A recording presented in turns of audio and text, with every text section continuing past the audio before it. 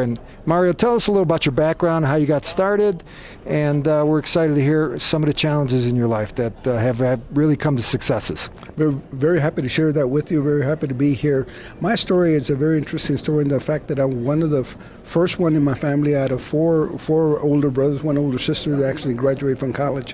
When I was in college getting my master's degree, part of my master's requirement was that I develop a master's thesis. That thesis, I was floundering as to what do I do, and I was working for the city manager's office, and a gentleman came in, a Hispanic gentleman who had put a bid in procurement, but claimed that the process was rigged and that minorities did not get anything. They asked me to prepare a response for the city manager. I ended up, from that initial idea, I ended up developing my master's thesis, developing a minority business for the city of San Antonio that went on to be developed into a program.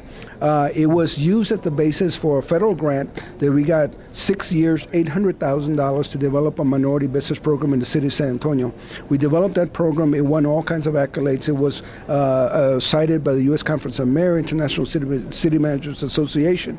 It caused me to go around the country advising other cities as to how could they develop an ordinance and a program that really gave opportunity and consideration for minority women-owned firms. From there, it led into actually the business that I now own and been in business for 10 years, that we actually represent master franchisors. We currently represent Smashburger, Einstein's Brothers Bagels, Sbarro's, and Denny's Fresh Express. And one of the elements that we use is those federal regulations that are there to promote and support minority business development. We get those those individuals to be, those business owners to be franchisees for the companies that we represent. What's some advice for some business that may be wanting to look at concessions? How they could go about it? How can they reach you? Anything like that? Any advice you could give our listeners? Yes, one of the first things is that relationships are so important. Just like you have to build a relationship with your bank, build a relationship with your airport, because you want to understand the process, the system, the requirements, the financial requirements that you need prior to the opportunity being presented. If you act at that time, it's too short of a time to be able to respond back effectively. So you want to understand what are the requirements, how do I best position myself to be able to compete for those opportunities. Last question, what about challenges? What are the biggest challenges that so they don't get discouraged right away? The biggest challenge is understanding the airport environments. It's so unique and different than any other environment.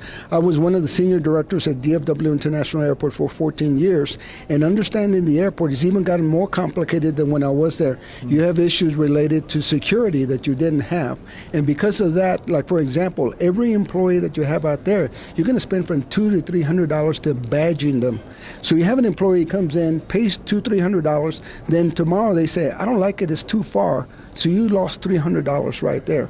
Then you also have parking restraints because you can't get all your employees to park there. So there is a lot of unique issues. Security, storage area. You got airports like Orlando that you have $200 to $300 a square foot for storage. So you have to understand all those dynamics, all those issues to be able to respond and respond back effectively, because the bottom line is you want to be able to make money.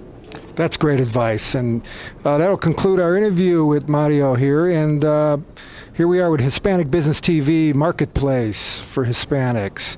Thank you. Thank you very much.